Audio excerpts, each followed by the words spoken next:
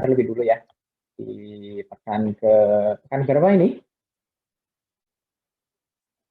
15, Pak. 15 ya. Oh, udah mau UAS aja ya? Pekan ke-16 kan UAS ya? Iya, Pak. Ya, ini kita di pekan ke-15, satu pekan ya sebelum UAS. Jadwal UAS-nya juga udah di-share ya kemarin. Kalau nggak salah ALK itu hari Kamis ya. Hari Kamis di pekan pertama. Nah, untuk persiapan UAS nanti kita ada semacam apa ya? Biasanya tuh kan ada gladi resik, gladi kotor gitu-gitu ya. Nah, kita bikinlah semacam preparation begitu. Nanti kita ada semacam kuis gitu, untuk kira-kira ya itulah ya, mengukur kesiapan dalam rangka menghadapi UAS. Nanti barangkali 1 jam sebelum selesai kita kuis. Nah, sebelum kuis kita bahas dulu materi di pekan ke-15 tentang implementasi analisis laporan keuangan pemerintah daerah. Gitu. Saya kasih opening dulu ya untuk materi ini di analisis laporan keuangan pemerintah daerah ini. Kita di 3 pertemuan 13, 14, 15 di ALK ini memang saya kemarin sudah terangkan gitu ya, bahwa kita akan membahas laporan keuangan pemerintah. Dalam hal ini kita akan menggunakan laporan keuangan pemerintah daerah ya sebagai representasi dari sektor publik. Terus kemudian kita bagi strukturnya menjadi 3 bagian besar. Yang pertama kita belajar di pertemuan ke-13 tentang latar belakang ya, tentang entitas pelaporan, tentang alat, terus analisis, terus juga tentang manfaat, tentang apalagi tuh kemarin ya, limitasi-limitasi yang perlu diperhatikan ya. Nah, dari situ tujuannya adalah kita bisa memahami analisis laporan keuangan pemerintah atau sektor publik ini sebenarnya barangnya apa, urgensi pentingnya bagaimana gitu ya, dan kaitannya dengan situasi hari ini, kenapa urgensi itu menjadi atau motif itu ya, atau tujuan pembelajaran itu menjadi relevan gitu, menjadi penting. Itu tujuannya. Terus kemudian di pertemuan ke-14 kita diskusi tentang bagaimana mengimplementasikan ya tools, alat analisis rasio di dalam sebuah contoh real, di dalam sebuah case tadi yang real, yaitu di Kota Tangerang Selatan yang diperbandingkan atau di benchmark dengan Kota Tangerang. Itu yang kemarin ada di file Excel itu. Nah, terus kemudian di pekan ke-15 ini, dari analisis yang kita lakukan di pekan ke-14, itu tuh outputnya itu apa gitu. Itu tuh mau digunakan buat apa? Apa hanya sekedar misalnya tugas kuliah gitu, atau misalnya nanti menjadi apa tuh namanya? Ya misalnya menjadi KPPA gitu ya. Maksudnya intinya dalam konteks akademis lah. Atau ada manfaat yang real, atau ada manfaat yang nyata. Yang real dan yang nyata itu maksudnya adalah yang akan digunakan sebagai bahan pengambilan keputusan dalam lingkup itu tadi ya, keputusan pemerintah terkait dengan ya gimana nih program pembangunan ke depan, bagaimana nih membuat program APBN, APBD gitu misalnya kalau di sektor publik ya ke depan seperti apa. Jadi keputusan-keputusan real seperti itu yang coba akan kita lihat sebagai sebuah implementasi. Ya. Nah, kalau kita ngomongin implementasi, ya bisa banyak sekali gitu, bisa banyak sekali. Misalnya kita akan menggunakan analisis laporan keuangan pemerintah daerah itu dari kacamata, misalnya Kemenq gitu ya, di CPK, yaitu mereka akan melihat bagaimana nih potensi daerah ini, kaitannya nanti dengan menentukan formula DAU, DAK gitu-gitu. Nah itu tuh ada tuh fungsi itu gitu ya di Kementerian Keuangan. Atau misalnya dari Kemendagri juga ada juga ada eselon 1 yang memang tusinya ya bertugas wewenangnya untuk melihat bagaimana kesiapan atau bagaimana pelaksanaan desentralisasi fiskal atau otonomi daerah itu ada tuh di Kemendagri. Itu juga kira-kira melihat hal yang mirip tadi, tapi barangkali bedanya dengan DJPK di Kemenq, kalau di Kemendagri dia lebih luas ya, karena memang dia kan ya namanya juga Kementerian Dalam Negeri, membawai juga bagaimana pemerintahan daerah itu dilaksanakan kan gitu. Jadi di sana bukan hanya tentang topik keuangan, tapi juga tentang topik-topik yang atau tema-tema yang terkait dengan program pembangunan gitu yang sifatnya fisik. Nah itu di sana juga kita bisa gunakan tuh analisis laporan keuangan pemerintah. Atau coba kita kemudian ini lagi ya, spesifikan lagi di daerah sendiri, ya misalnya di pemerintah provinsi atau kabupaten kota gitu. Analisis laporan keuangan daerah buat apa? Implementasinya. Ya misalnya untuk nyusun APBD gitu ya, untuk APBD tahun berikutnya seperti yang kemarin kita diskusikan. Itu juga penting tuh untuk bisa mengaplikasikan dulu lah ya, mengaplikasikan knowledge dari analisis laporan keuangan sektor publik ini untuk kemudian dari implementasi itu bisa menarik simpulan analisis terus bagaimana nih untuk menyusun APBD tahun berikutnya atau untuk mengevaluasi APBD tahun sebelumnya. Nah, gitu-gitu ya.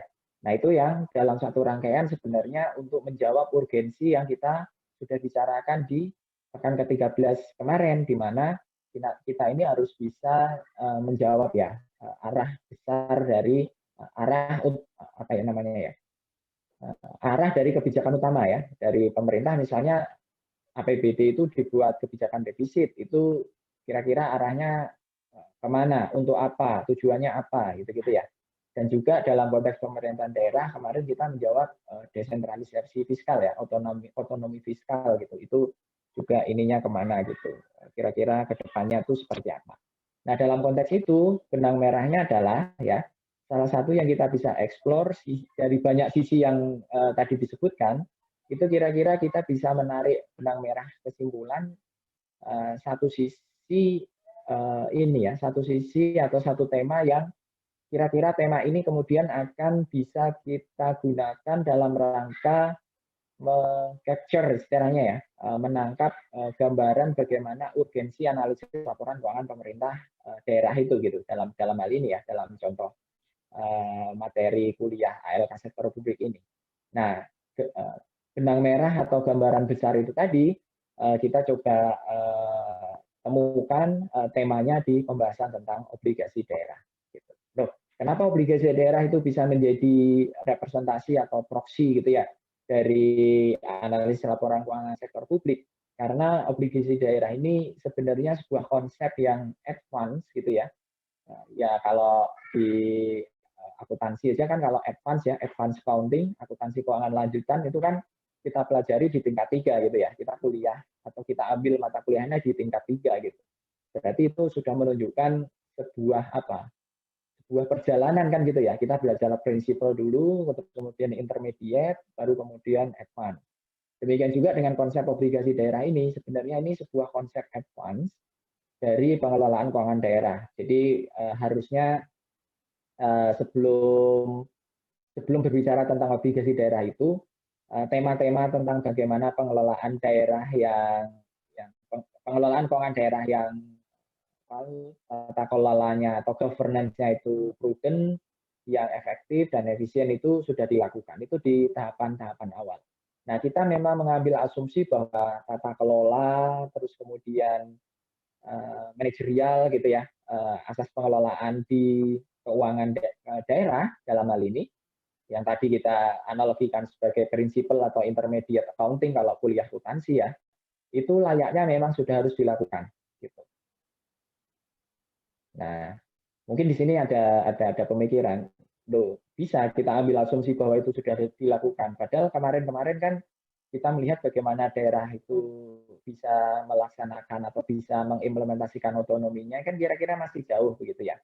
Nah, masih jauhnya implementasi itu sebenarnya topik besarnya ya, sebenarnya usulan solusi permasalahannya itu bukan di technical pengelolaan keuangannya gitu, tetapi lebih ke yang saya maksud sebagai quote unquote ya dalam tanda kutip adalah willingness ya, kemauan dari ya kita semua ya, kemauan dari apa daerah, kemauan dari masyarakat daerah, kemauan dari misalnya pemerintahan daerah, gubernur atau wali kota, bupati dan seluruh perangkatnya ya, berikut juga semua rakyatnya untuk ya sama-sama memperbaiki itu gitu. Jadi ini bukan masalah tentang kesulitan teknis gitu.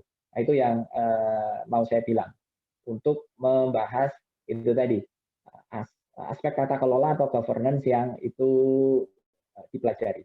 Nah, tapi kalau kita masuk ke obligasi daerah sebagai sebuah konsep yang advance gitu ya, maka kemudian ada aspek technicalities, ada aspek teknis yang harus kita lihat, harus kita perhatikan. Nanti terkait juga dengan yang sebelumnya tadi ya, yang di bagaimana tata kelolanya. Tetapi kalau kita sudah berbicara di tataran obligasi daerah ini, harusnya kita sudah bisa melihat secara keseluruhan nih, bagaimana obligasi daerah ini bisa menjadi sebuah opportunity ya, menjadi sebuah kesempatan, menjadi sebuah peluang bagi daerah untuk benar-benar bisa menjalankan atau mengimplementasikan apa yang disebut dengan otonomi daerah atau desentralisasi fiskal itu. Nah, ini ngomongnya udah ini ya, udah apa? Nah, mengambil asumsi bahwa itu tadi memang niat baik itu kemudian diimplementasikan, tetapi masih kurang gitu, tetapi masih ada apa? Tapi masih ada belum tercapai lah intinya gitu. Ininya ya apa itu namanya pembangunan daerah yang membuat daerahnya maju itu. Padahal semua niat baik, semua itu tadi tata kelola, semua satu program-program itu sudah diarahkan atau sudah disusun untuk menuju ke sasaran itu tadi. Gitu. Tapi kok masih ada yang kurang, masih belum terpenuhi gitu. Maka kemudian sekali lagi jawabannya adalah obligasi daerah ini. Gitu. Nah, kira-kira opening itulah yang tergambar atau kita bisa tarik simpulannya dari beberapa berita yang share apa namanya link beritanya tadi saya share ya. Gimana tadi?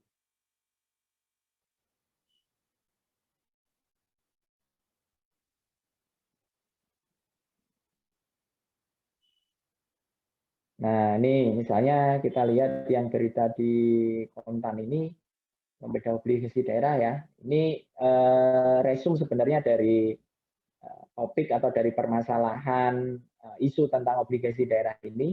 Jadi semenjak otonomi daerah itu diluncurkan mungkin tahun 2010-an, 2000 awalnya di 2003-2004 ya, dan kemudian muncul peraturan obligasi daerah itu di 2010-an, 2009-2010. Jadi relatif secara peraturan itu regulasi sudah disusun untuk bisa menangkap atau untuk bisa menjadi basis di dalam implementasi obligasi daerah ini. Jadi memang dalam hal ini pemerintah pusat itu melihat konsep otonomi daerah itu langsung diberikan dalam satu bentuk yang utuh gitu. Jadi di awal-awal itu sampai konsep yang advance itu sudah diberikan ruangnya.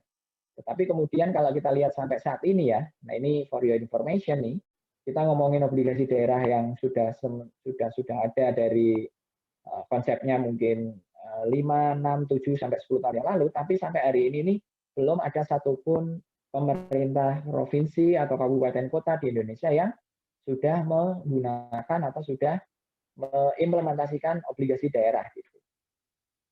Nah, apakah obligasi daerah itu merupakan sebuah konsep yang dihindari oleh pemerintah daerah atau tidak diinginkan gitu ya, ditakuti gitu, atau tidak mau digunakan oleh pemerintah daerah? Sebenarnya enggak juga gitu, karena beberapa pemerintahan daerah itu sebenarnya kalau kita melihat secara statistik ya, kalau kita melihat pemberitaan itu sudah ada loh yang memang mereka nyata-nyata mau menggunakan ini dan ini sudah serius dalam artian sudah serius itu membuat studinya, membuat tim persiapan, terus kemudian mencoba mengajukan persyaratan gitu. Itu sudah dilakukan beberapa daerah. Antara lain misalnya Provinsi DKI, Provinsi Jawa Tengah, itu barusan kemarin tuh, Jawa Tengah, Jawa Barat, itu juga barusan kemarin, Jawa Timur, Kalimantan Timur, itu tuh beberapa daerah yang sudah mempersiapkan ininya aparaturnya atau timnya untuk membuat atau untuk meluncurkan obligasi daerah itu. Kabupaten Bogor, bukan Kabupaten Bogor, Kota Bogor ya, itu juga sudah mempersiapkan. Tetapi setidaknya sampai hari ini faktanya adalah belum ada yang berhasil, belum ada yang bisa. Nah ini kalau sekali lagi kita kembali ke artikel berita ini, kita bisa melihat ini udah lama gitu ya. Ini udah menjadi apa tuh tujuan atau sudah menjadi perbincangan begitu, sudah menjadi program lah boleh dibilang oleh pemerintah daerah. Tapi kemudian kalau kita baca lebih lanjut lagi, itu tadi ya, kalau kita cek di implementasinya ternyata belum ada yang bisa mengimplementasikan. Padahal kalau kita berbicara tentang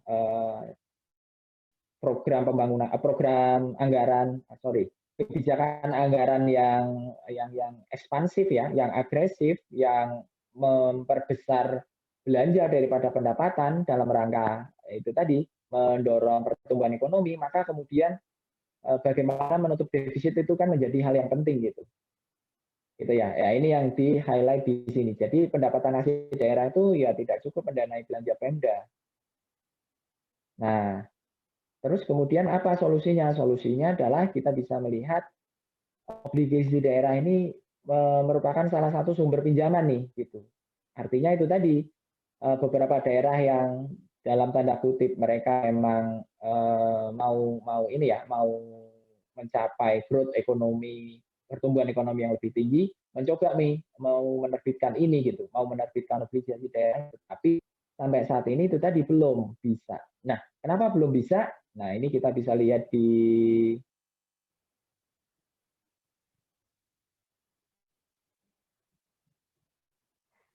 link berita yang lain ya. Ini dari bisnis Indonesia.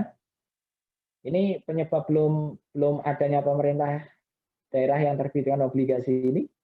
Ini kalau dilihat dari kacamata Kementerian Keuangan, melihat bahwa kesiapan daerah itu ternyata belum cukup dalam kaitannya terutama dengan ini tingkat bagaimana memberikan pemahaman terhadap urgensi dari obligasi daerah itu ke semua stakeholder.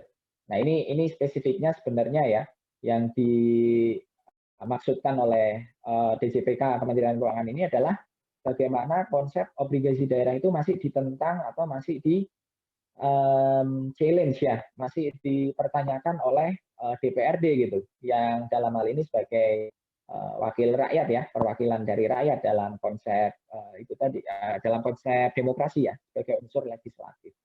Jadi di sini obligasi daerah itu dilihat sebagai sebuah beban gitu, dilihat sebagai sebuah pinjaman yang nanti ini dilakukan oleh pemerintahan sekarang, tapi yang akan membayar adalah pemerintahan di masa depan gitu. Padahal sebenarnya ya bukan pemerintah juga yang bayar kan rakyat juga kan lewat pajaknya gitu.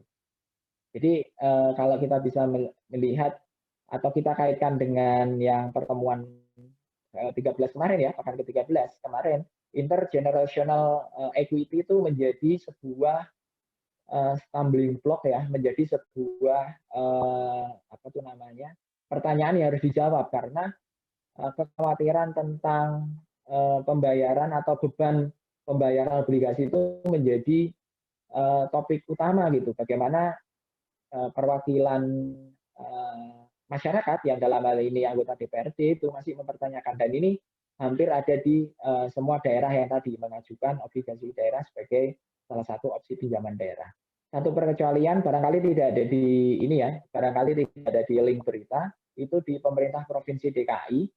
Mereka semenjak tahun kalau nggak salah tuh pas 2011, 2010, 2011, 2012 lah ya, sekitar periode waktu itu, kalau nggak salah masih Pak Jokowi gubernurnya, mereka sudah mendorong atau mereka sudah mempersiapkan obligasi daerah ini di tingkat atau di level yang paling advance. Jadi udah siap gitu. relatif kalau mau dibandingkan dengan daerah lain ya, even untuk sekarang gitu.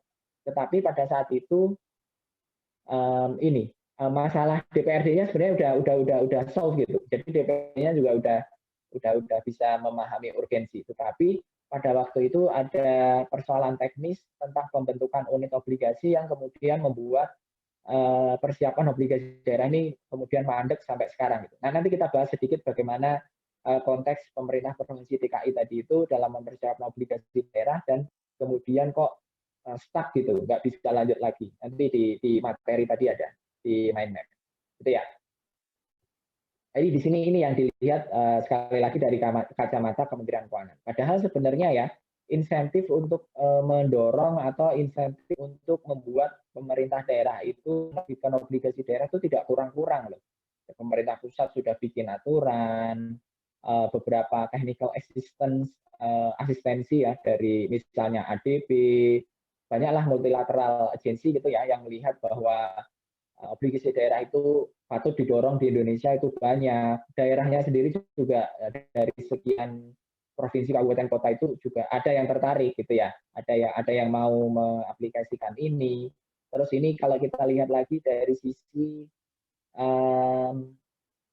ini di link berita ini ya, dari CNBC kalau ini, dari sisi regulator dan otoritas pasar modal, bursa efek ya, itu juga mendorong, mendukung ya, memberikan insentif. Jadi kalau nanti ada obligasi daerah yang berhasil dipasarkan atau berhasil masuk ke dalam market gitu, akan diberikan diskon apa nih? Diskon listing fee sebesar 50%. Nah, itu kan gede ya. Kalau kita diskon 20% aja kan, wah terus murah ini gitu. Nah, ini diskonnya sampai 50%, artinya ini sebuah insentif yang sangat menarik gitu. Tapi sekali lagi konteks hari ini belum ada yang bisa mengimplementasikan atau belum bisa menjual obligasi daerah itu gitu. Belum ada yang berhasil meluncurkan obligasi daerah itu. Nah itu fakta di lapangan yang ada. Nah kita balik ke materi di sini. Termasuk juga sebenarnya concern ini ya, concern bahwa obligasi daerah atau disebutnya municipal bond ya. Jadi jangan bingung nanti kalau ada yang nyebut municipal bond gitu. Municipal bond itu apa? Municipal bond itu atau muni bond itu adalah obligasi daerah gitu. Itu juga menjadi concern dari OJK gitu. Nah ini topiknya lebih luas ke ekonomi, tapi perlu saya singgung sedikit di sini karena sebenarnya konteks urgensi dari obligasi daerah itu bukan hanya untuk misalnya pembangunan daerahnya saja gitu ya, atau untuk sekedar menutup defisitnya APBD gitu, bukan semata-mata agar kemudian desentralisasi fiskal itu tercapai, otonomi daerahnya itu tercapai gitu ya. Jadi Kementerian Keuangan itu nggak mengalokasikan DAK, DAU sebesar sekarang, bukannya itu sebenarnya, tetapi dalam konteks makroekonomi, obligasi daerah itu dipandang sebagai sebuah instrumen yang menurut OJK ini menjadi salah satu opsi untuk financial deepening gitu, financial market deepening. Jadi pendalaman pasar keuangan itu juga disinggung di berita kontan yang tadi ya. Kalau kalian baca di paragraf terakhir itu disinggung. Nah, kaitannya dengan sekali lagi dengan konteks makro. Jadi hari ini itu boleh dibilang financial market kita ya, pasar keuangan kita itu masih dangkal gitu. Nah, kedangkalan financial market ini ini makna konotatif ya. Kalau yang dangkal kan biasanya sungai gitu ya, danau gitu. Nah ini pasar keuangan ini dangkal. Dangkalnya ini karena instrumen investasi yang bisa dipilih oleh masyarakat dan juga kemauan masyarakat untuk berinvestasi itu masih dikit. Jadi instrumennya dikit, minat dari masyarakat untuk beli instrumen tadi juga karena mungkin masih sedikit juga ya pilihannya, itu juga kecil juga gitu. Nah, hal ini membuat pendangkalan itu tadi pasar keuangan. Jadi istilahnya shallow ya. Karena dangkal, maka kemudian yang membeli atau yang mempunyai instrumen investasi di Indonesia itu kebanyakan adalah orang asing ya, investor-investor asing. Nah, sampai di sini sebenarnya loh apa yang salah gitu toh mereka kan punya duit gitu ya, investor asing kan punya duit dan mereka berinvestasi, bukannya justru itu hal yang baik karena ya sering kan kita dengar bahwa salah satu jalan untuk memajukan Indonesia adalah membuka investasi seluas-luasnya kan gitu ya. Itu sebenarnya sampai situ oke gitu, tapi faktor ikutan atau turunannya yang cukup kemudian menjadi isu ya yang harus diselesaikan adalah ketika investor asing itu memindahkan investasinya balik ke negaranya atau pindah ke market yang lain, maka kemudian akan berpengaruh ke situasi atau berpengaruh ke indikator ekonomi makro dari Indonesia gitu. Setidaknya kurs ya, kurs itu pasti akan terpengaruh. Nah, dengan kurs terpengaruh, kemudian struktur ekonomi secara keseluruhan kan akan terpengaruh juga. Nah, itu yang sering kita dengar ini ya, Indonesia itu sebagai apa tuh namanya, sasaran atau tujuan investasi jangka pendek dari investor global. Nah, kita sering dengar berita begitu ya. Nah, itu sebenarnya implementasi dari situ. Kita ini menarik gitu bagi investor asing. Bagi kita sendiri kadang-kadang kita tidak paham bahwa kita menarik gitu ya. Kita tidak tahu bahwa kita ini menarik sebenarnya. Tapi kemudian karena ya namanya investor asing kan ininya tujuannya adalah mencari profit dengan risiko yang serendah-rendahnya kan gitu. Kemudian ketika dia melihat bahwa ada tawaran yang lebih bagus dari market lain gitu, maka kemudian dia memindahkan. Ketika dipindahkan investasinya keluar dari Indonesia ya, istilahnya itu hot money gitu, itu kemudian akan membuat situasi ekonomi Indonesia itu fragile, akan menjadi rentan gitu. Nah, kerentanan ini pengaruhnya ke itu tadi kemana-mana gitu, ke makroekonomi dan lain sebagainya. Itu yang sampai hari ini itu terjadi. Bahkan dari kapan?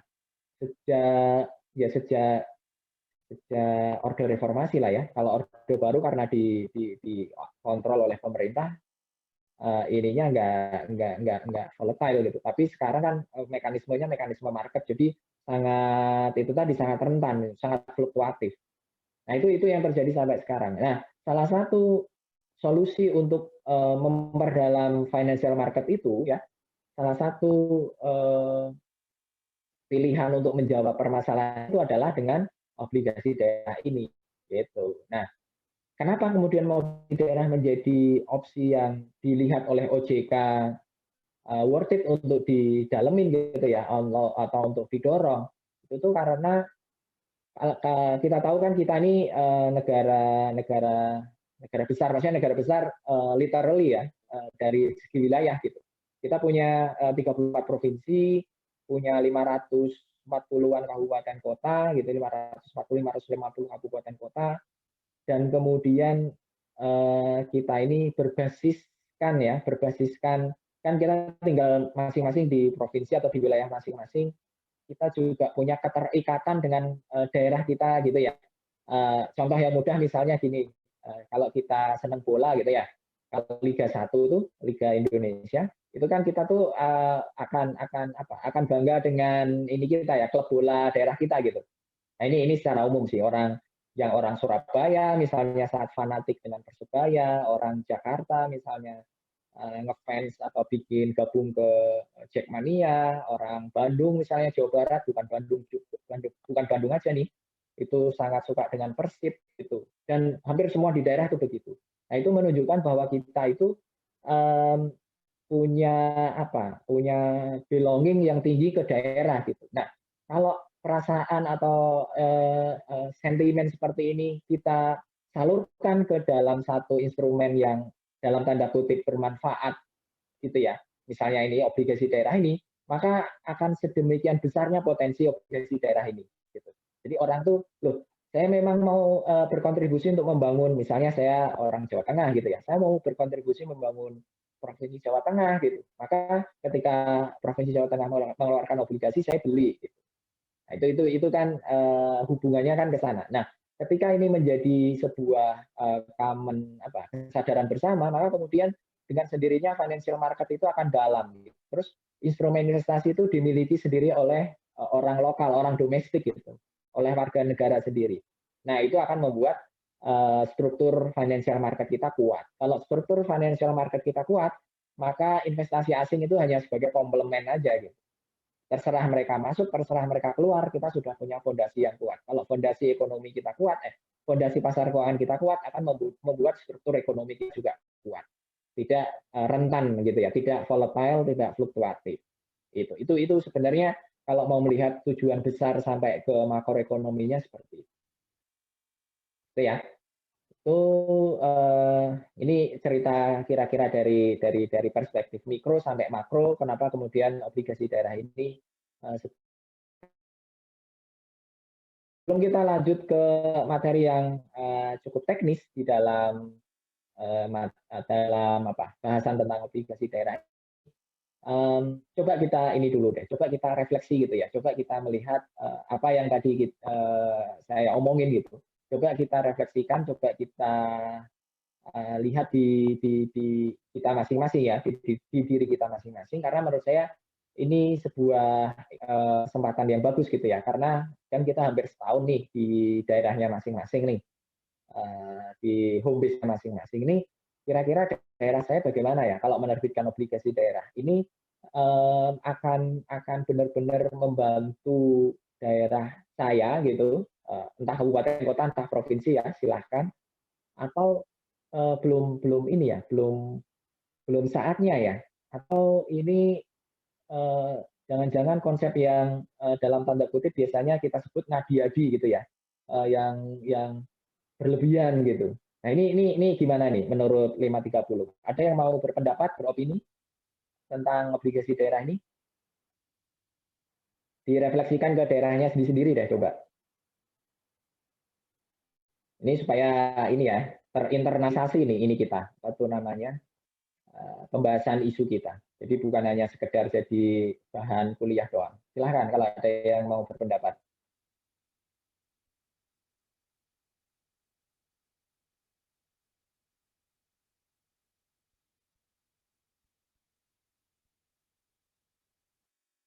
Ada? Izin berpendapat, Pak.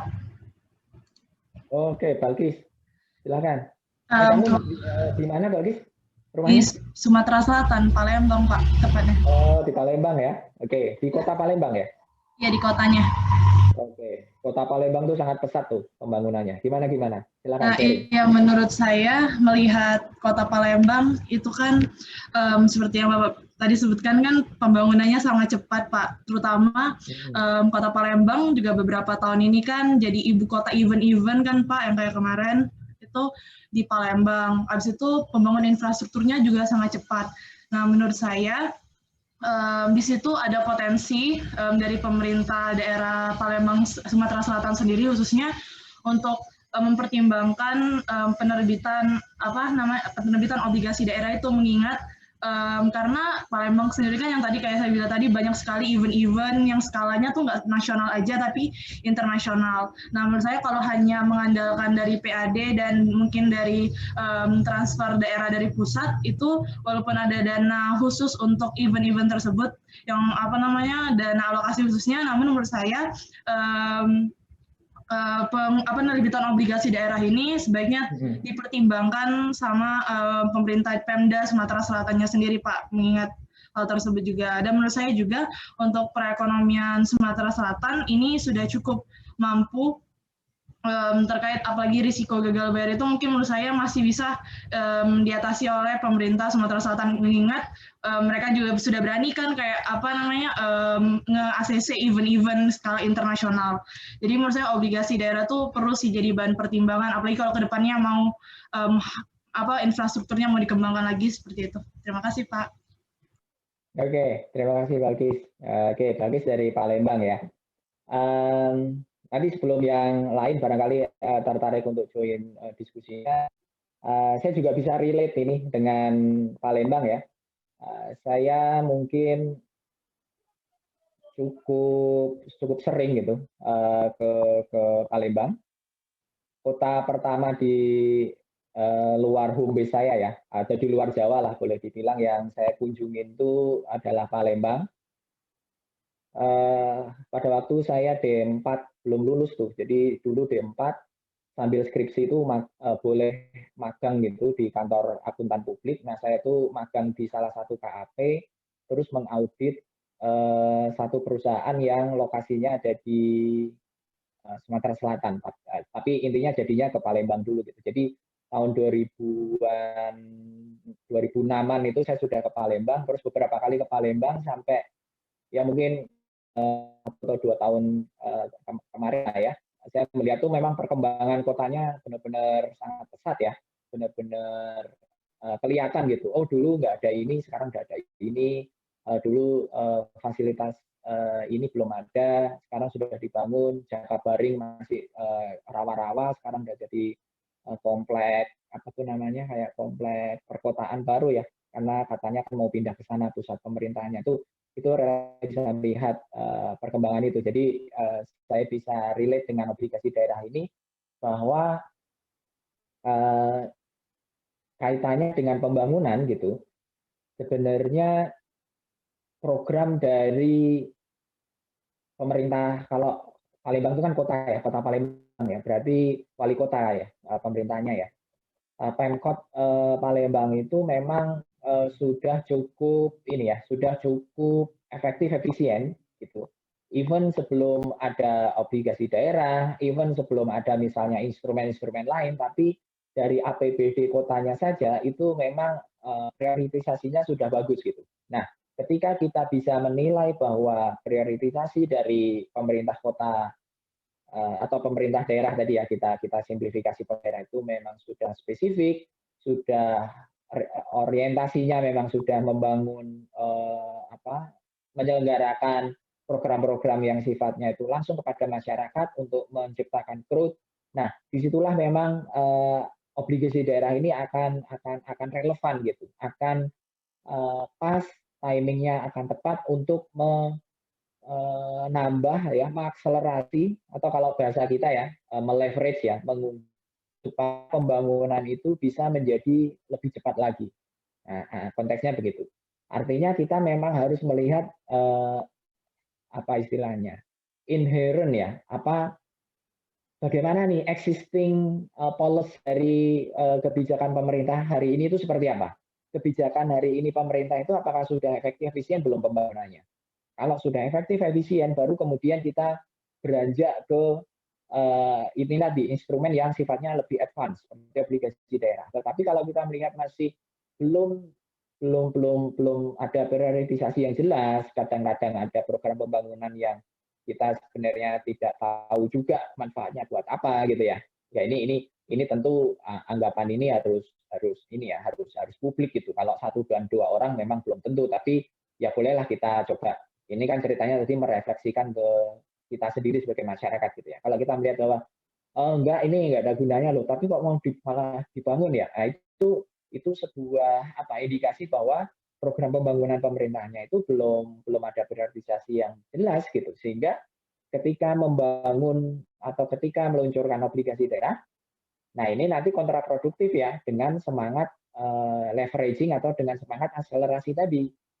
Jadi alih-alih kemudian terakselerasi, malah kemudian obligasi daerahnya itu even itu berhasil gitu, tetapi kemudian tidak berhasil untuk atau tidak bisa untuk mendorong pertumbuhan ekonomi daerahnya menjadi lebih tinggi lagi karena ya dari awalnya saja memang prioritasasinya belum jelas gitu.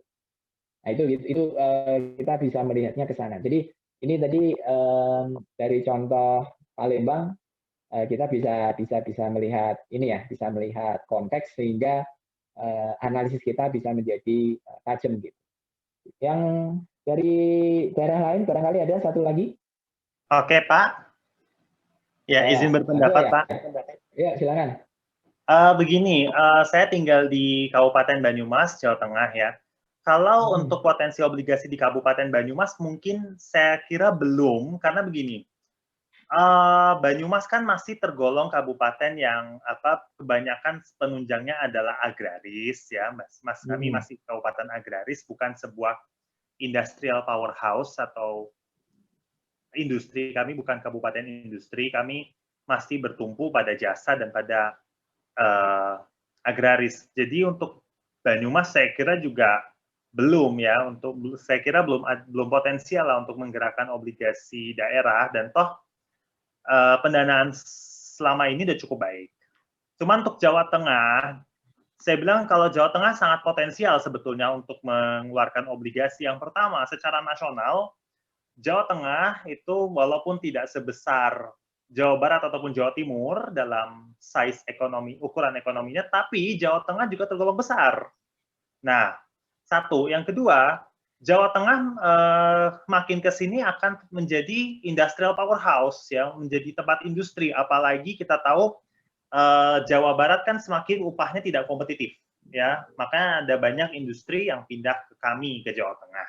Salah satunya di Batang, dan itu sudah difasilitasi oleh pemerintah pusat, ya. Ada kawasan industri Batang. Dan upah kami masih murah. Ekonomi juga masih cukup besar. Yang satu lagi yang paling penting untuk Jawa Tengah bagi saya adalah karena obligasi kan sebuah komitmen jangka panjang, ya, sekitar 5 tahun atau lebih. Itu adalah kami komitmen politiknya saya kira cukup stabil untuk Jawa Tengah, tidak ada istilahnya sampai saat ini tidak ada satu kasus korupsi besar yang melibatkan pemerintah provinsi, tidak ada sampai catatan saya. Yang kedua, politiknya relatif lebih stabil dibandingkan daerah lain karena ya kita tahu Jawa Tengah adalah basis sebuah partai politik, dan saya tidak mau sebut nama lah, udah disebutkan kemarin. Dan saya rasa masyarakat sudah banyak tahu Jawa Tengah itu partai apa. Jadi kestabilan politiknya untuk membuat sejumlah komitmen jangka panjang itu sebenarnya sudah baik. Hanya saja saya lihat Jawa Tengah dalam pendanaan terkait pasar modal itu masih agak konservatif, ya. Sebagai contoh, Bank Jateng sendiri, ya, sebagai BUMD, ketika Bank DKI walaupun belum jadi IPO sudah sempat Pak Ahok sudah sempat roadshow ke beberapa investor. Bank BJB, Bank Jatim juga sudah IPO, sudah listing. Bank Banten, kalau Bank Banten sudah right issue, ya, sudah, karena dia aslinya adalah bank swasta kecil yang dibeli terus jadi sudah TBK. Nah, Bank Jateng ini dalam penambahan modal itu masih mengandalkan suntikan. Satu. Yang kedua juga masih mengandalkan obligasi biasa. Artinya belum sampai ke tahap IPO, karena kalau sampai suatu bank daerah itu IPO, artinya kan pemerintah daerah ikhlas untuk kepemilikannya terdilusi, berkurang. Nah, kalau Bank Jateng saja sebagai BUMD masih seperti itu, hanya untuk meningkatkan modal masih mengandalkan obligasi biasa, belum sampai ke IPO, lebih-lebih ke right issue atau apa, saya kira untuk masuk ke obligasi daerah, hal yang sama akan berlaku. Artinya, belum akan bergerak ke sana. Tapi sebetulnya potensinya saya kira sudah cukup baik. Secara kalau neraca keuangan, saya tidak terlalu ahli, ya, tidak terlalu ini, karena ya maklumlah Mankionya nggak hatam, ALK juga nggak hatam. Tapi apa namanya, saya kira untuk neraca keuangan kami cukup bagus. Itu aja, terima kasih Pak. Oke, ini dari Jawa Tengah, ya. Banyumas tadi, ya, ada, ya? Iya, Banyumas Pak. Oke, Banyumas itu Satria, ya. Jangan-jangan Iya. namamu diambil dari situ, ya, karena kamu orang Banyumas. Saya lahir di Bekasi, numpang lahir di Bekasi. Lahir di Bekasi. Cuman orang tua kan dari lihat. sini, ya, ibu, ya. Nah, ini yang oke, kalau kita tadi lihat Banyumas dan Jawa Tengah gitu. Nah, ini beberapa potongan berita dari rencana obligasi daerah Jawa Tengah, ya. Ini per apa nih? Ya, tahun lalu, ya, 2020 awal. Ini update-nya di sini intinya adalah persetujuan terhadap rencana obligasi daerah itu sudah diajukan oleh eksekutif, oleh pemerintah provinsi. Nah, kemudian, nah ini saya highlight di sini. Namun yang menjadi kendala, kata Ganjar, ya, Pak Ganjar, Gubernur, bukan cara yang mudah untuk menjelaskan manfaat penerbitan obligasi daerah kepada DPRD. Dia menyebut pihaknya perlu menjelaskan secara lebih detail tentang obligasi daerah dan peruntukannya agar DPRD mengizinkan penerbitan. Jadi ini seperti yang kita bahas di tadi, ya, di opening tadi, bahwa kadang-kala memang pemahaman tentang urgensi ini masih menjadi PR gitu, yang harus dijawab gitu, atau harus diselesaikan. Nah, tapi sebelumnya gitu, ya, sebelum masuk ke yang sifatnya politis begini, tadi kalau Ade bilang bahwa enggak kok kalau misalnya Banyumas itu agraris, jadi mungkin pembiayaan untuk defisit APBD-nya nggak terlalu besar gitu, atau memang prioritasnya kan bukan industrial powerhouse kalau istilahnya Ade tadi ya. Nah itu barangkali coba kamu cross check deh di APBD-nya Banyumas tuh gimana, defisit atau enggak. Kalau ternyata defisit juga, berarti ya sebenarnya kebijakan Pemkab ya berarti ya, Kabupaten Banyumas, benar kabupaten kan ya? Iya, Purwokerto kan kabupaten. ibu kotanya ya. Iya, kabupaten. Nah itu tuh juga inginnya mendorong ke arah itu tadi, pembangunan yang sifatnya sebagai pendorong pertumbuhan ekonomi daerah gitu. Kalau agraris kan basisnya sudah di masyarakat gitu ya, bukan dari pemerintah. Tapi kalau ternyata enggak defisit juga, atau defisit tapi memang programnya itu bukan ke pembangunan fisik yang untuk mendorong pertumbuhan ekonomi, ya barangkali itu tadi relevan gitu ya, bahwa obligasi daerah belum saatnya lah, kita masih begini saja mungkin masih cukup saja gitu. Nah itu juga salah satu pendapat juga yang ya tidak ada benar tidak ada salah sih sebenarnya, karena ya tergantung kita ini mau jadi apa kan, ya tergantung kita gitu ya. Kalau orang berpikir oh baiknya kamu begini, baiknya kamu begitu, ya kembali lagi kita cerna dulu, kita balikkan ke tujuan kita. Kalau tujuan kita enggak segitu-gitunya juga, ya itu cukup gitu. Nah kalau kita melihat di dalam konteks Jawa Tengah, ya yang pertama perlu kemudian kita lihat ya memang ini karena sudah merupakan apa, satuannya, unitnya sudah provinsi ya, levelnya sudah provinsi, dan kita melihat salah satu sumber pertumbuhan ekonomi Indonesia itu ya Jawa Tengah gitu, karena penduduknya salah satu yang terbesar, ketiga terbesar ya, setelah Jawa Timur, Jawa Barat, terus kemudian Jawa Tengah. Nah ini kita bisa melihat dalam sebuah gambaran yang lebih kompleks ya, dalam artian kalau kita lihat APBD-nya provinsi itu ya dia perlu lebih banyak lagi pembiayaan sebenarnya untuk membangun sarana infrastruktur gitu-gitu ya, yang menjadi modal dasar gitu, menjadi tumpuan dalam pertumbuhan ekonomi.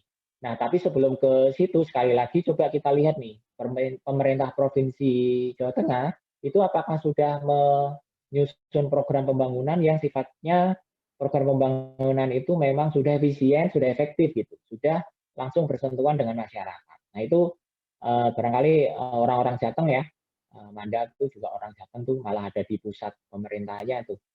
Itu gimana tuh melihat pemerintah provinsi, apakah memang sudah saatnya, apakah mereka sudah memprioritaskan pembangunan yang benar-benar relevan, yang penting gitu, atau masih ada program-program yang sifatnya itu utopia gitu ya. Utopia itu apa ya, yang mercusuar gitu, atau populis gitu, semata-mata populis. Kadang populis yang bermanfaat ada gitu, tapi populis yang benar-benar populis ya banyak gitu. Nah itu kita lihat ke sana. Kalau prioritasnya itu sudah, sekali lagi tadi, memang benar-benar sudah mengarah ke pencapaian efisiensi dan efektivitas, maka kemudian obligasi daerah ini menjadi jawaban, menjadi instrumen yang layak untuk kemudian dieksplor. Tapi kalau masih ada ketidakefisienan gitu-gitu, nah itu berarti kita perlu melihat bahwa oh ini nanti dulu yang dasarnya dulu, fondasinya dulu dibenerin, prinsipalnya dulu dibenerin, intermediate-nya dulu dipelajari gitu ya, biar katam gitu, kalau istilahnya tadi, baru kemudian naik ke advance gitu. Nah itu kira-kira ini kita gitu, cara berpikir kita. Itu ya untuk obligasi daerah. Oke, terima kasih tadi diskusinya dari dua kota di Indonesia tadi ya, sebagai salah satu contoh untuk kita mempraktekkan di dalam konteks real